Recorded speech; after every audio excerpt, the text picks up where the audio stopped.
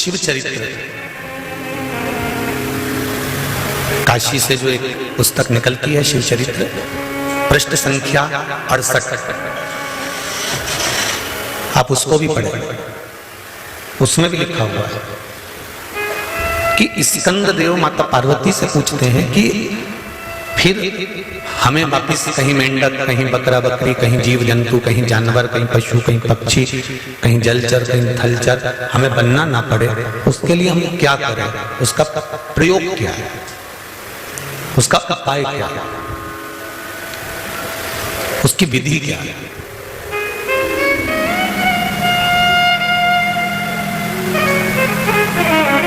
पार्वती जी ने कहा भूमंडल पर जन्म लेने के बाद, मृत्यु लोक में आने के बाद हम अपना कार्य अगर श्रेष्ठ तरह से करते हैं, इसलिए शायद गीता जी में भगवान कृष्ण ने कहा कि कर्म प्रधान है। हम अपने कार्य को अगर श्रेष्ठता से करते हैं, हम अपने कार्य को दिल लगाकर, मन लगाकर अच्छे से करते हैं, तो ये निश्चित है कि कर्म करते करते जब हमारे प्राण जाते हैं तो परमात्मा भी वापिस जन्म नहीं देता और अपने में ही समा लेता है। अब एक बात को अच्छे से समझना आप जरा, कर्म करते करते कैसे, जैसे एक नाव खेने वाला, उस नाव में बहुत सारे यात्री बैठे हैं और बहुत सारे यात्रियों को लेकर नाव वाला नाव लेकर चला, बीच में नाव डोलने लगी, हवा चलने लगी, समुद्र उछाले लेने लगा, नदी उछलने लगी और नाव वाला नाव लेकर जा रहा था। नाव वाले को मालूम पड़ा कि नाव डूबने वाली है, नाव चलाने वाला उस नाव में से कूद गया। अब नाव चलाने वाला नाव में से कूद गया और कूदने के बाद वो जीवित बाहर निकल गए। जितने लोग नाव में बैठे थे वो मर गए। अब जो मरे उनको तो जो भोगना था भोग लिया, पर जो नाव चलाने वाला बचकर बाहर आया, 4 साल, 8 साल, 10 साल, 20 साल, 25 साल जीवित रहा। जीवित रहने के बाद जब मरकर गया तो ऊपर जाते से इसके कर्मों का जब लेखा हुआ तो उसमें 94 तरह के नरकों का भोग इसको भोगना पड़ा।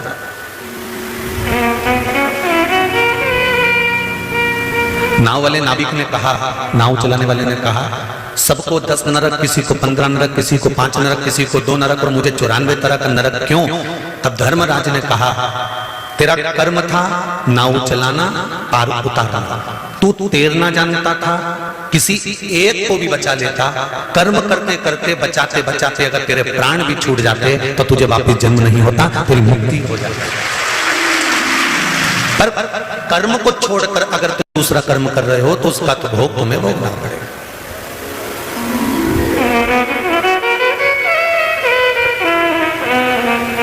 एक सरकारी नौकरी करने वाला व्यक्ति, और सरल समझ लीजिए, किसी की गवर्नमेंट जॉब है, सरकारी नौकरी है, कोई स्कूल में पढ़ाता है, कोई बैंक में नौकरी करता है, कोई अन्य विद्युत विभाग, अन्य विभागों में कोई नौकरी करता है, और उसने आज एप्लीकेशन लगाकर छुट्टी नहीं ली और छुट्टी उसको मिली भी नहीं, उसने ली भी नहीं, और अपने दोस्तों से कहकर कहीं चले गया। जाते जाते जाते जाते जाते जाते छुट्टी वाले, उसने छुट्टी ली नहीं, बट छुट्टी दोस्तों से कहकर चले गया कि तू मेरा काम संभाल लेना, मैं बस अभी आ जाऊंगा। और जाने के बाद में उसका कहीं एक्सीडेंट हो गया, कहीं कोई घटना घट गई, कोई दुख आ गया, तो ईमानदारी से बोलो अब वो ना इधर का रहा ना उधर का रहा। एक छोटी सी एप्लीकेशन लगाकर एक छोटी सी छुट्टी लेकर चले जाता और शासन प्रशासन की निगाह में रहता कि इसने छुट्टी ली है, हमने दी है, तो फिर प्रशासन उसको संभाल लेता। पर इसने छुट्टी ली ही नहीं और चले गया और घटना घट गई, तो फिर प्रशासन उसको सहयोग कैसे कर सकता है, उसको सपोर्ट कैसे करेगा? तूने छुट्टी ली नहीं तो चला गया। ये शिव पुराण कहती है कि हम जिस कर्म को करें, हमने छुट्टी ली कि नहीं ली, हम जिस कर्म को करें उस कर्म को हम भगवान के भरोसे पर कर कर चलें। जैसे सरकारी नौकरी करने वाला अगर छुट्टी ले लेगा तो सरकार उसका ध्यान रखती, फिर उसका कुछ भी होता तो सरकार उसको स्मरण करती। हम कहीं पर भी जाएं, कहीं से भी आए, कुछ भी कर्म करें, हमारा कर्म अगर हमने हमारे बाबा कुबेरेश्वर परमहंस राजा पर अगर छोड़ दिया है तो ये निश्चित है कि हमारा कर्म प्रबल होएगा और उसका फल हमको मिलेगा जरूर। The Nykaa Hot Pink sale starts 19 July 4 p.m. onwards. Get up to 60% off on your favorite makeup fragrances, hair. उसका फल हमें प्राप्त होगा। मत बुरे कर्म कर बंदे वरना पछताएगा, भगवान की आंखों से तू बच नहीं पाएगा, तू बच नहीं पाएगा। अरे ओ अज्ञानी मत करना दानी, तेरे कर्म का फल भी तू ही आएगा, जैसा किया तूने तेरे आगे आएगा। मत बुरे कर्म कर बंदे, मत बुरे कर्म कर बंदे वरना पछताएगा, की आंखों से तू बच नहीं पाएगा, तू बच नहीं पाएगा। हम जो कर्म करें, माता पार्वती जी ने स्कंद देव को कहा कि कर्म प्रधान है, कर्म करो, कर्म करना पड़ेगा, पढ़ाई करना पड़ेगी, नौकरी के लिए एप्लीकेशन देना पड़ेगी, नौकरी के लिए तैयारी करना पड़ेगी और तैयारी करो, खूब करो, पर भरोसा किसका रखना? जम के बोलो जरा, देव अधिदेव महादेव। भोलेनाथ दया करना, मैं तेरे भरोसे हूँ, मेरे बाबा दया करना, मैं तेरे भरोसे हूँ। जो कुछ कर्म करना है करो, तुम्हें जैसा कर्म करना है करो, पर शिव के भरोसे करो। परीक्षा देने जाओ, पढ़ाई पूरी करो, नौकरी देने के लिए इंटरव्यू देने जाओ, पढ़ाई पूरी करो, किसी कंपटीशन एग्जाम में बैठ रहे हो, पढ़ाई पूरी करो, और साथ में विश्वास, भरोसा देवाधिदेव महादेव का रखो, भरोसा उसका रखना पड़ेगा।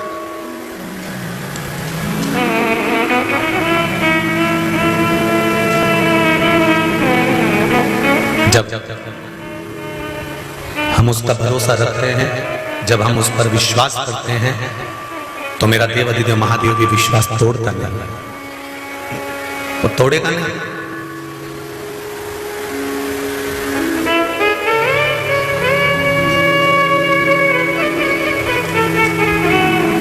शिव पुराण कर रहे हैं, स्कंद देव ने पूछा कि मनुष्य शरीर छोड़ने का और वापिस जन्म ना होने के लिए हमें क्या करना पड़ेगा? तो कहा कर्म करो। बॉर्डर पर लड़ते लड़ते अगर कोई मर जाता है ना, प्राण छूट जाते हैं, तो उसको वीर गति प्राप्त करने का पद मिल जाता है। कर्म करते करते अगर हमारे जीवन में हमको दुख सहन करना पड़ रहा है, कष्ट सहन करना पड़ रहा है, कर्म करते करते हमको तकलीफ भी आ रही है, कष्ट भी आ रहा है, तो उससे हमें घबराना नहीं है।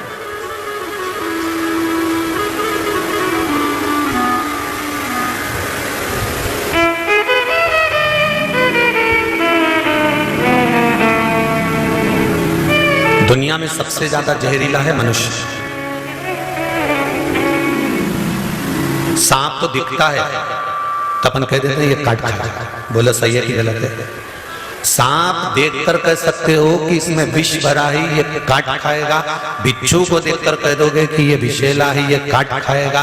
गोयरा को देखकर कह दोगे ये विषैला है, ये काट खाएगा। मगर को देखकर कह दोगे ये काट खाएगा। चुपकली को देखकर कह दोगे कि ये काट लेगी। अगर कोई जीव जानवर को देखकर कह दोगे कि ये जहरीला है, पर इन सब जहरीलों से भी बड़ा जहरीला है मनुष्य। ये नजर ही नहीं आता कि कब काट कर चले जाए।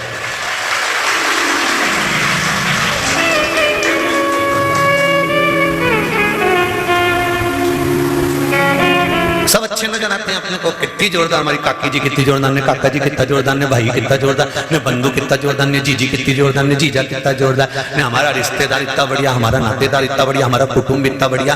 और जब छोरा छोरी का संबंध करने की बारी आती है और कोई संबंधी रिश्तेदार तुम्हारे रिश्तेदारों से पूछते हैं क्यों साहब भेरूलाल की छोरी कैसी है, और इतने में रिश्तेदारों ने उनके बारे में जो बताना चालू करा, तब समझ में आता है कि सांप से ज्यादा जहरीला तो मनुष्य है।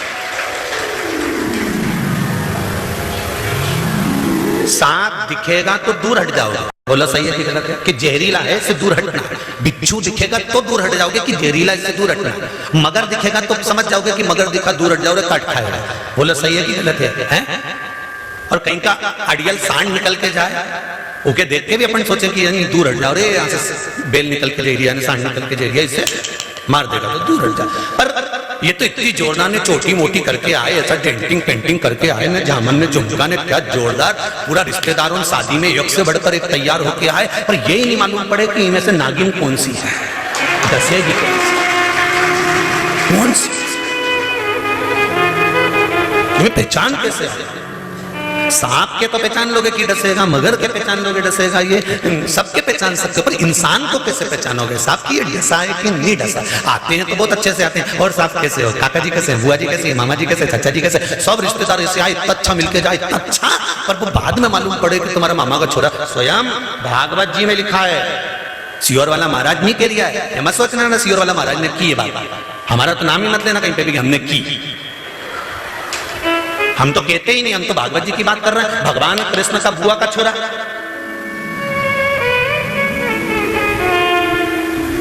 कौन जी का सिर कटा था, शिशुपाल, बुआ का छोरा।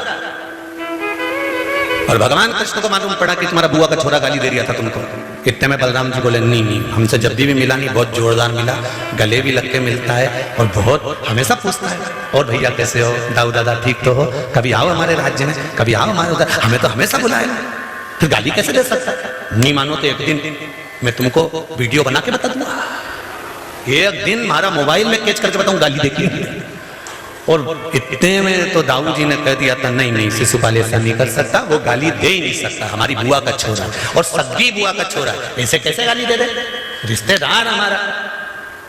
तो भगवान ने कई बार किया, नहीं शिशुपाल गाली देता है, नहीं, दाऊ जी बोले मैं नहीं मान सकता, नहीं मान सकता। तो एक दिन भगवान सभा में बैठे थे और भगवान कृष्ण उठ के चले, और चलते चलते शिशुपाल भैया को उन्होंने प्रणाम करके कहा, भैया द्वारका तो आना एक बार देखने, नया महल बनाया। इतने में तो शिशुपाल खड़े होकर बोल दिया, चोटे तेरी द्वारका देखने आऊंगा।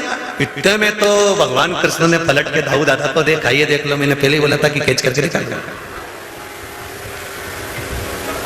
सांप दिख जाता है तो भय हो जाता है कि ये काटेगा, बिच्छू दिख जाए तो कि ये काटेगा, गौरिया दिख जाए तो कि ये काटेगा, मगर दिख जाए तो ये काटेगा। पर इंसान को कैसे पहचानोगे कि अंदर से कितना काट रहा है, ये समझ नहीं सकते। सबसे जहरीला अगर संसार में कोई जानवर है, सबसे जहरीला अगर कोई है तो वो कौन है? मनुष्य। दिन भर 24 घंटा बैठ के कुछ ना कुछ काटता ही है, दिन भर बैठे बैठे काटेगा। कौन? वो तो ऐसा, फिर काट दिया, कौन ऐसा, फिर काट दिया। कभी अच्छा मुंडा से बोला ही नहीं, दिन भर जहर उगले, दिन भर 24 घंटा इसके मुंडा से जहर निकलता रहे। जैसे सांप की जिब्बिया लपलपा है, ऐसे दिन भर इसकी जिब्बिया लपलपाती रहे, नहीं बोलती रहे, अब सब नहीं बोलती रहे। यहां तक कहा है रामचरितमानस में। अब तो ये भागवत की बात हो गई, रामचरितमानस की भी सुन लो। ऊंच निवास नीच कर धूति, देख न सकई पराई विभूति। अब वो भागवत की बात थी, ये रामचरितमानस की बात कर रही है। ऊंचे ऊंचे औहदे पर बैठकर, ऊंचे ऊंचे पद पर बैठकर, ऊंची ऊंची गादी पर बैठकर, ऊंचे ऊंचे सिंहासन पर बैठकर बहुत मान प्रतिष्ठा पद इज्जत सब कुछ मिल गई। उसके बाद भी निंदा करने से पीछे नहीं हटते, उसके बाद भी चुगली करने से पीछे नहीं हटते, उसके बाद भी अपशब्द कहने से पीछे नहीं हटते। तो विचार करो, रामचरितमानस में तुलसीदास जी ने लिख दिया था कि ऊंच निवास नीच कर धूति, देख न सकई पराई विभूति।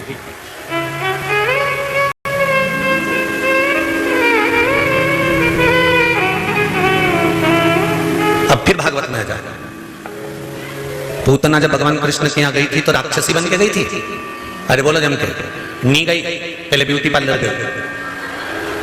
बोलो सही है कि गलत है?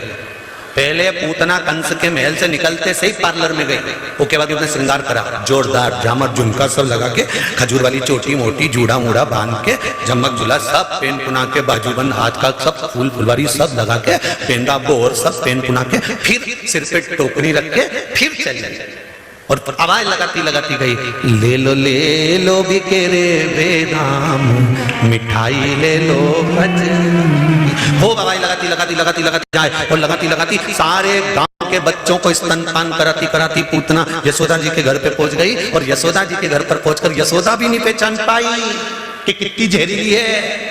वो तो समझी इतनी सुंदर है रे, ऐसा लग रहा है इंद्र के यहाँ से अप्सरा आई है। तो यशोदा जी ने पूछ लिया, तुम कौन हो? मैं गांव की गोपी हूँ। कैसे आना हुआ? जब लाला हुआ तो बधाई लेने नहीं आई, आज मैं बधाई लेने। अच्छा ठीक है। तो यशोदा मैया ने जितने भगवान शंकर यशोदा जी के आए तो उनकी गोदी में नहीं दिया लाला, और पूतना की गोदी में तुरंत दे दिया, क्योंकि पहचान नहीं पाई कि डेंटिंग पेंटिंग के आगे नहीं पहचान।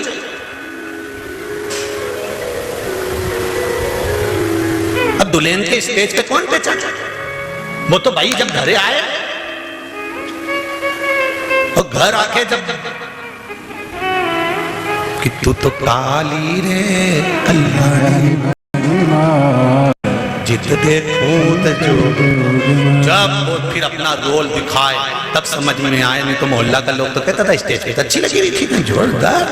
और दूल्हे से तो लाख गुना अच्छी दिख रही थी और सीधी भी थी एकदम बढ़िया। बापड़ी ने मुंडा भी ऊंचा नहीं करा, सिर पे पल्लू डाली ने जैसी की जैसी बैठी थी एकदम, कहीं मुंडा ही ऊपर नहीं करी। पर समझ में नहीं आया, ऐसा कर ही नहीं सके। हमारे तो विश्वास ही नहीं कि ऐसा कर जाए, हमारे तो विश्वास ही नहीं कि मामा का छोरा ऐसा कर जाए। दाऊ जी बोले मेरे मामा का बुआ का लड़का ऐसा कर नहीं सकता, कर ही नहीं सके। भगवान राम की कथा कह रही है कि पहचानना मुश्किल है कि कितना जहर भरा है। जरा देखो, घर में रह रही थी कौन? जिसने 14 वर्ष के लिए वन भेजा। एक ही मैया भी घर में रह रही थी, मंथरा भी घर में रह रही थी, पर पहचाने की इतना जहर उगल जाएगा, पहचाने की है डस जाए। बावारी दुनिया मतलब नहीं, दुनिया में किसी का कोई नहीं, संसार में कोई किसी। Open your Angel One account in 3 quick and easy steps. Enter your mobile number and verify using OTP. किसी का नहीं है। अंदाजा लगाकर बैठना कि हम पूतना आई तो यशोदा जी नहीं पहचान पाई। तुम्हारे आसपास में अड़ोसन पड़ोसन धड़ोसन जितने तुम यहाँ पर बैठे हो, ना जाने कई कई अब परसों के दिन कितनी चेन कटी, कितना मंगलसूत्र कटा, पहचान में आए कि पूतना है कि कौन है? कौन पहचाने? इसलिए बेचारा वो यम का भाई आशीष वो चिल्ला चिल्ला के तुमसे कहता है कि सिर पे पल्लू डाल के रखो रे, अपना अपना मंगलसूत्र चेन का ध्यान रखो रे, बार बार कहता है। अब क्यों? क्योंकि पहचान नहीं सकते ना। सांप को तो देख के पहचान जाओगे कि सांप है, बिच्छू को देखकर पहचान जाओगे बिच्छू है, पर कैसे पहचानोगे इनके? कैसे पहचान जाओगे?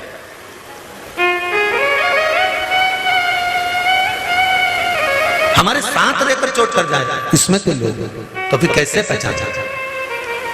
कहा मां पार्वती ने स्कंद देव को कहा, स्कंद कार्तिकेय, कर्म करते करते जब मनुष्य अपने प्राणों को त्यागता है तो वो शिव धाम को चला जाता है। मनुष्य का जो शरीर भगवान ने बनाया है वो कर्म करने के लिए बनाया है, कि कर्म करना, परिवार को पालना, रिश्तेदारों को पालना, नाते कुटुंब कबीले सबके साथ रहना।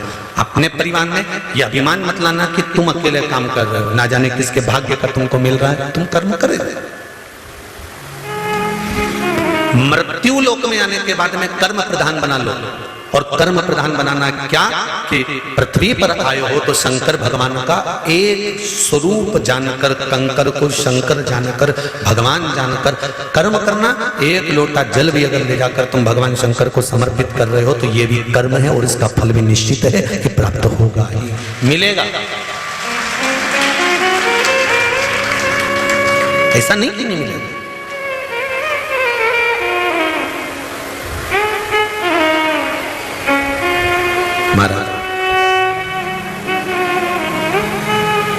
सबसे जहरीला मनुष्य पर सांप जहरीला होने के बाद भी शंकर भगवान के गले में पड़ा, सही है। बिच्छू जहरीला होने के बाद भी शंकर भगवान के कानों में कुंडल बनकर पड़ा, और मनुष्य जहरीला अगर है, सांप शंकर जी के गले में है, बिच्छू कान में है, और मनुष्य चरणों में जाकर पड़ जाए तो उसकी भी जिंदगी सार्थक हो जाती है, उसका भी जीवन सार्थक हो जाता है केवल भगवान के चरणारविंद में पहुंचने पर, केवल भगवान के चरणारविंद में पहुंच जाने पर।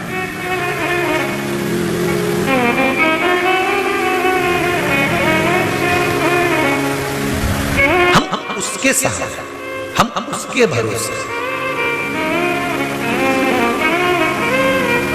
और जब ये चित्त, ये मन, ये बुद्धि उसके भरोसे पर हो जाती है, फिर भटकना नहीं पड़ता। पार्वती मैया कार्तिकेय जी से कह रही है कि मानव का शरीर मिला है, कर्म भोगना, कर्म करना, और शरीर मिला है पूर्व के कर्म का भोग भोगना, उसके साथ में भगवत स्मरण करना।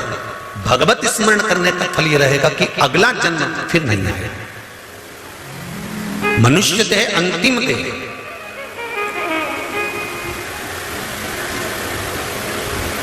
आज किसी ने व्हाट्सएप पर मैसेज भेजा है, कोई लखन सिंह जी हैं हरियाणा के साइड के, उन्होंने मैसेज करा है कि हमारे यहाँ टीवी चलती रहती है और आप कहते हो कि तेज आवाज कर दो और सबको सुनाओ। था आज मैसेज आया, टीवी भले चलती रहे और हम सुने ही नहीं तो क्या कर लोगे? टीवी भले चलती रहे, हम नहीं सुने तो लखन सिंह जी से हमारा निवेदन है, जो बर्तन ज्यादा काला हो जाता है नी मंजे, तो घर के लोग समझदारी करते हैं, उसमें छाछ भर के रख देते हैं। बोलो सही नहीं गलत है? छाछ भर के उस बर्तन में रख दो, 2-4 घंटे तक भरी रहेगी ना, उसके बाद उनमें पानी डाल के धो के रख दो, मांजने की जरूरत नहीं पड़े, छाछ से बर्तन साफ हो जाता है। तो लखन सिंह जी, हम भी ये जानते हैं कि बहुत सारे ऐसे काले ठीकरे हैं, बहुत सारे ऐसे ढेर सारे काले बर्तन हैं तो ये इतनी जल्दी साफ होने वाले नहीं है। इन्हें सारा साबुन घिस दो नहीं तो साफ नहीं होगा, क्योंकि रोज चूल्हा पे धर धर के इनकी काकियों ने इनके काला कर दिया। पाप करा करा के पाप का कालापन पूरे ठीकरे पर, पूरे शरीर पर लग गया है, ये इतनी जल्दी साफ नहीं होगा। इसलिए हम कहते हैं कि टीवी की आवाज कम कर, जम करके तेज करके छोड़ दो, क्योंकि इन्हें छाछ क्या है? ये भगवान की कथा। जब शरीर में कहीं से भी ये कथा भरा जाएगी तो बर्तन आज नहीं तो कल साफ होएगा ही शरीर, ये निश्चित है। छाछ भर के तो धरो, अब तुम बर्तन में छाछ रखो ही नहीं हो कि बर्तन साफ हो जाए। रोज बिम से मांजे ने, साबुन से रगड़े ने, रोज रगड़े, बेचारी का हाथ बेकार हो गया, पर वो ठीकरा साफ नहीं हुआ। ऐसे काले ठीकरों को तो शंकर की कथई छाछ बनकर साफ करती, ये इतनी जल्दी साफ होने वाले नहीं है, बहुत कठिन है, बहुत कठिन। अब देखो ठीकरा साफ हुआ कि नहीं हुआ? तेज आवाज हुई होगी तो कथा ध्यान में गई होगी, कथा ध्यान में गई होगी तो टीवी पे से नंबर निकाला होगा। अर्जुन से पूछा था पेड़ पे क्या दिख रही है, तो कहा तोते की आंख, बस समझ गए गुरुदेव की अब लक्ष्य पर है। उसी तरह टीवी पे क्या दिख रही है? महाराज का नंबर, मतलब लक्ष्य पर है, ये निश्चित है। इतने में समझ में आ जाए कि ठीकरा साफ होने वाला है, मैं कहीं दिक्कत है? छाछ भर दी, बर्तन साफ, कितना भी काला बर्तन होनी, छाछ भर के आधा 1 घंटा 2 घंटा तो तुम्हारे यहाँ बेकार छाछ हो जाएगी, की काम की नहीं रहे, बेसिक छाछ किसी काम की नहीं। शिव महापुराण को जब तक ये पुराण नहीं होती थी लोग जानते ही नहीं थे, उठा के रख रखी थी, किसी ने नहीं जानते थे कि शिव पुराण भी कोई हो। वो तो जब ये छाछ ने अपना रंग दिखाना चालू करा, जब दिखाया तब लोगों को समझ में आई कि ठीकरा उन साफ कर देगी सारा। और हुआ, कई ठीकरे साफ हो गए, कई ना जाने कितने बर्तन साफ, और अभी भी थोड़े बहुत ठीकरे तो रह गए, वे भी साफ हो जाएंगे, धीरे धीरे होंगे। तुम सोचो कि एकदम हो जाए, कहीं कहीं का चूल्हे पे चढ़ चढ़ के एकदम घना काला पड़ी जाए तो फिर उसको साफ करने में थोड़ा समय तो लगे, तो पहले छाछ का काम है, जो अंदर भर के रखी है पहले वो अंदर से साफ करती है, फिर बाहर रखी हुई छाछ को क्या करना पड़ता है, फिर बड़े बर्तन में छाछ को रखो और ये ठीकरे के अंदर बाहर से साफ करना है, तो इसको भी बड़े बर्तन के अंदर डुबो के धर दो। जब डुबो के धर दोगे तो बाहर से भी साफ हो जाएगी। पहले अंदर से साफ करो, भीतर से साफ होना चाहिए। इसका चित्त, इसका मन, इसकी बुद्धि, इसका केंद्र बिंदु भगवान मानना चाहिए। पहले ये मंदिर जाना चालू कर देनी एक बार, इसके बाद इसको तो कथा में कभी भी डुबो देंगे, डुबोया कि एकदम क्लीन साफ, फिर कहीं नहीं सोचना अपन को कि बर्तन साफ हो गया। तो यहाँ तो शास्त्र कह रहा है कि आप भगवत स्मरण की ओर आगे बढ़ो, भगवान की भक्ति की ओर जब आगे बढ़ोगे तो निर्मलता का सुख अपने आप प्राप्त हो जाएगा, अपने आप।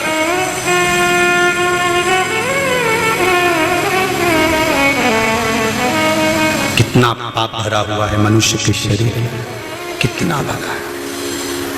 हमारे मालवा के संत श्री नागर जी महाराज कहते हैं, मेरा अवगुण भरा शरीर प्रभु जी कैसे तारोगे, मेरी चादर झीमर झी गुरु जी कैसे तारोगे।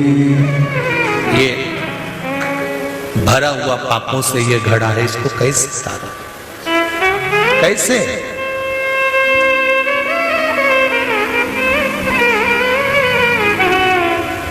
ये तो सुख का अनुभव कराती है शिव महापुराण की कथा। एक पत्र में किसी ने लिखा है, देखिए,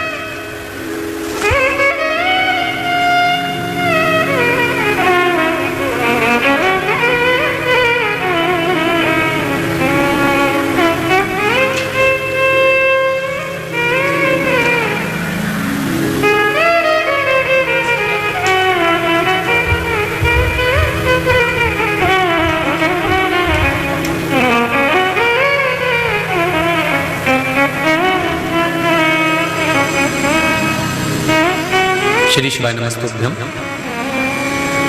पंचकुला हरियाणा से हूं मैं, रायपुर रानी से आई हूं। मैंने 18 और 19 की कथा, 20 तारीख को मेरा रिजर्वेशन थी, इसलिए मैं वापस जाना पड़ा। गुरुजी, मेरे बहू बेटे ने मुझे घर से निकाल दिया था। 1 साल अलग किराए के मकान में रही और कर्जा भी बहुत हो गया सिर पर। जिसने लिखा हो अगर वो बैठी हो तो हाथ ऊंचा कर देना, दोनों हाथ हिला देना। कर्जा भी सिर पर बहुत हो गया था। मैंने 5 पशुपति व्रत किए और मेरा बाबा की कृपा से आधा कर्जा जब मैं अलग रह रही थी तो बाबा ने खुद चुका दिया। 3रा पशुपति व्रत पूर्ण हुआ, मेरे बेटे का फोन आ गया और मैं जहां किराए के मकान में रह रही थी, मेरी बहू और बेटा मुझे वापस लेकर अपने घर चले गए। ये शिव शंकर के उदाहरण। एक पत्र और देखिए,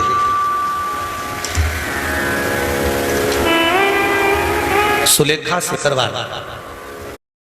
First Cry Mama Fall sales is here. Moms are shopping like crazy. My mom got me 10 new t-shirts. That's not. पति का नाम विश्वनाथ सिकरवार।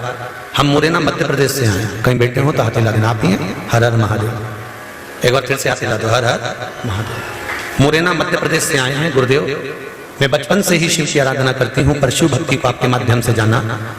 1.5 साल से मैं कथा सुन रही हूँ गुरुदेव। मुझे गठिया की बीमारी बहुत पुराने समय से थी। रोग ठीक नहीं हो रहा था गठिया का, जिसके कारण दवा ले लेकर थक गई थी, पूर्ण रूप से ठीक नहीं हो पाई थी। कथा में तिल के तेल का उपाय सुना, उपाय किया प्रदोष के दिन, और अब मैं ठीक हूँ। 1 साल से मेरी सारी दवाई छूट गई गठिया की और मैं रोग से मुक्त हूँ। ये शिव है। आपने एक प्रश्न और करा है कि रोग ठीक होने के बाद उपाय करें या नहीं। जब अपने को आराम लग गया तो बाबा को परेशान नहीं करना। हर हर महादेव। शिव की कृपा होती ही ऐसी। बैठे, आपका विश्वास, हम तो आप लोगों से भी कहेंगे, जितने लोग कुबेरेश्वर बाबा की धरा पर आए हो, जमीन पर बैठकर कंकर और शंकर की पावन भूमि पर बैठकर कथा सुन रहे हो, एक बारीक से बारीक कंकर भी अगर आपके पास में पड़ा हुआ है, आप दिल से बाबा से कहकर चले जाना कि मैं इस कार्य के लिए आई हूं बाबा, 3 महीने में मुझे वापस बुलाना। 3 महीने में वो कंकर वापस बुला ले, वो शंकर वापस बुला ले। आप बोलकर तो जाओ उसको, कहकर तो जाओ। और जितने लोग टीवी चैनल के माध्यम से कथा सुन रहे हैं उनसे भी कहूंगा, आप दिल लगाकर टीवी के सामने आस्था चैनल पर, फेसबुक, यूट्यूब पर मन से मेरे कुबेरेश्वर बाबा को, मेरे महाकाल बाबा को, मेरे विश्वनाथ को कहो तो 3 महीने में आपका कार्य जब हो जाएगा आप स्वयं यहाँ पर चलकर आ। ये शिव है। शंकर भगवान को पाने के लिए बैकुंठ नहीं जाना। आप में से अगर कोई जाना चाहता है बैकुंठ तो जा सकता है। हमारी तरफ से आप लोगों को छुट्टी है? तुम्हारा मन करे नहीं कि मैं तो बैकुंठ जाऊंगी तो जाओ, मना नहीं है। सूरदास जी ने पद लिखा है, कहा करो बैकुंठ के जाए, कहा करो वैकुंठ सूरदास जी लिखते हैं कि बैकुंठ जाकर मुझे क्या करना, जहां गौ में नहीं, गोवर्धन नहीं, वहां बैकुंठ में मैं क्या करूंगा? नहीं, जितने लोग कथा सुन रहे हैं, भले आस्था पर सुनो, चाहे फेसबुक यूट्यूब पर सुनो, चाहे यहाँ बैठ के सुनो, आप लोगों की छुट्टी, आप जा सकते हो बैकुंठ, तो मर्जी पड़े जब चले जाना। करोगे क्या बैकुंठ में? क्या करना हमें बैकुंठ में?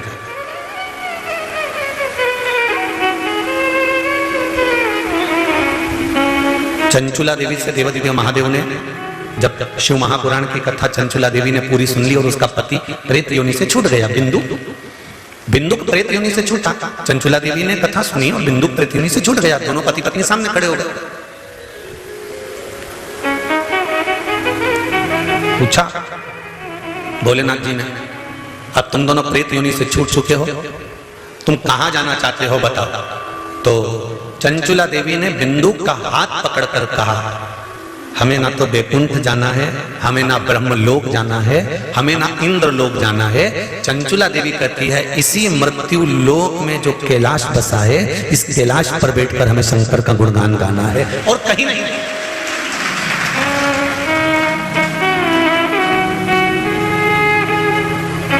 क्या करेंगे बैकुंठ में जाकर? वहां पर केवल डल्लक का गद्दा मिलेगा, एसी का रूम मिलेगा, सोने और चांदी की थाली में भोजन मिलेगा, अप्सराएं तुम्हारा पंखा झेलेगी।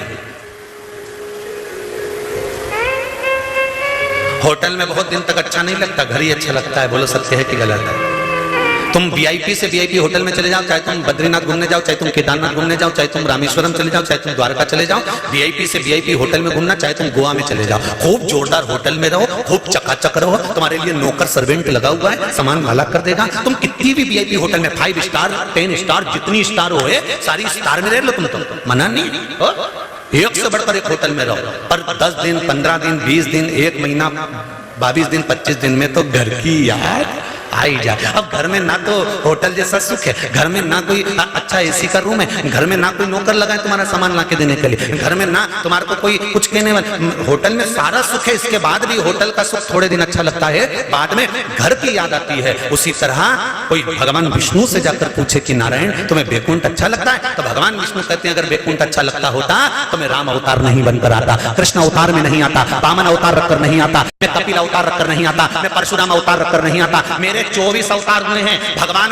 नारायण खुद कह रहे हैं कि मेरे 24 अवतार इसलिए हुए हैं कि मुझे बैकुंठ में जो सुख नहीं मिलता वो मृत्यु लोक में आकर सुख मिलता है, इसलिए मैं पृथ्वी पर आना। तो फिर भगवान विष्णु से लक्ष्मी जी ने पूछा तुम्हें पृथ्वी पे क्या सुख मिलता है? तो पृथ्वी पे एक सुख है, वहां कंकर और शंकर है, शंकर के बिना मैं अधूरा हूं। इसलिए तो शिव महापुराण की कथा कहती है भगवान विष्णु भगवान शंकर जी से बोले प्रभु बड़ा दुखी हूं। शंकर जी ने पूछा क्यों दुखी हो? तो भगवान विष्णु बोले कि मुझे आपके दर्शन नहीं होते, मैं कैसे आपके दर्शन करूं? तो शंकर भगवान बोले तुम नीचे आ जाया करो मुझसे मिलने के लिए। भगवान विष्णु बोले मैं नीचे तो आ जाऊं, पर जब मैं पृथ्वी पर आता हूं चलता हूं तो मेरे पांव में कंकर चुभते हैं, जो कंकर चुभते हैं ना वो मुझे शंकर नजर आते हैं। अगर कंकर में मुझे शंकर नजर आता है तो मैं पैदल कैसे चलूंगा? तो शंकर भगवान ने कहा पैदल चलने का काम खत्म करो, तुम सांप बन जाओ। जब सांप बन जाओगे तो रेंग कर चलोगे, हर कंकर से चिपक कर चलोगे तो शंकर और कंकर एक हो जाएगा। काय को चिंता करते हो? शंकर जी के गले में जो सर्प पड़ा हुआ है बड़ा बड़ा सा, ये कोई दूसरा नहीं, मेरे भगवान विष्णु ने सांप का रूप धारण कर लिया और शंकर जी के गले में जाकर रहने लगे, शिव के गले में। तो ये सर्प विष्णु ही है।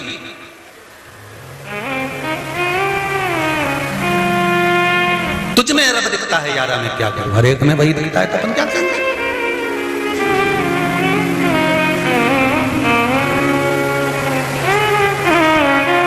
कह मारा संग ना चले तेरी कोड़ी रे, फिर काहे करे माता फोड़ी रे, काहे माता फोड़ी करनी रे, क्यों करे? 1 रुपया साथ नहीं ले जा सकते जीजी और जीजा, सब सुन लेना अच्छा से, 1 रुपया साथ नहीं ले जा सकते, और अकड़ में ऐसे जिए कि सब लेके जाए। पंखा भी कंगारेगा रे मिश्रा जी, यही सब जैसा कि जैसे पड़ा रहेगा। टिफिन में रोटी बनी रह जाएगी, फ्रिज में एप्पल धरा रह जाएगा, मोबाइल चार्ज में लगा रह जाएगा। जब अंत समय आएगा सब पड़ा सब 10-12 दिन तक लोग रोएंगे, 13वें दिन नुक्ती और सेव रायते में डाल के खाएंगे। तुम चले जाओगे, जो परसने वाला आएगा उससे कहेंगे तरी दो, थोड़ा नमक और ला दो। हमारी काकी जी निपट गई,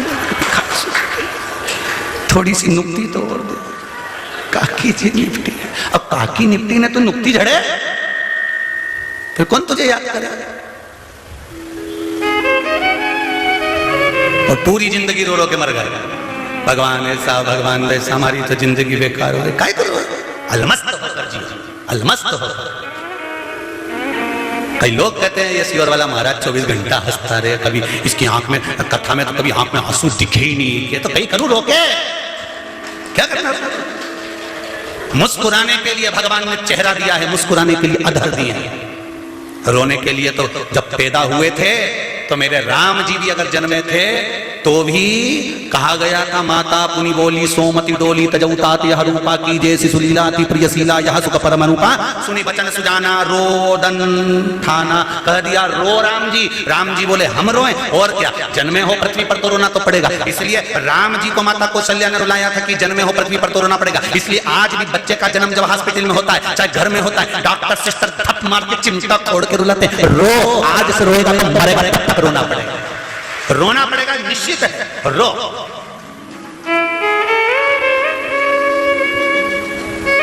मुस्कुराने के लिए तो भगवान ने मनुष्य को जन्म दिया, मुस्कुरा ले, दुख में भी मुस्कुरा। इसलिए आपको कहा था शंकर जी के मंदिर में जाना, तुम्हारा काम नहीं हो रहा तुम मंदिर जाओ, कुछ नहीं है तुम्हारे पास चढ़ाने के लिए, बेलपत्री भी नहीं, चावल का दाना भी नहीं, जल भी नहीं, तो भी शंकर जी के मंदिर जाना और मुस्कुरा करा जाना। आधे से ज्यादा टेंशन में भगवान पड़ जाएंगे कि क्यों हंस के गई, चिंता उनको बढ़ जाएगी।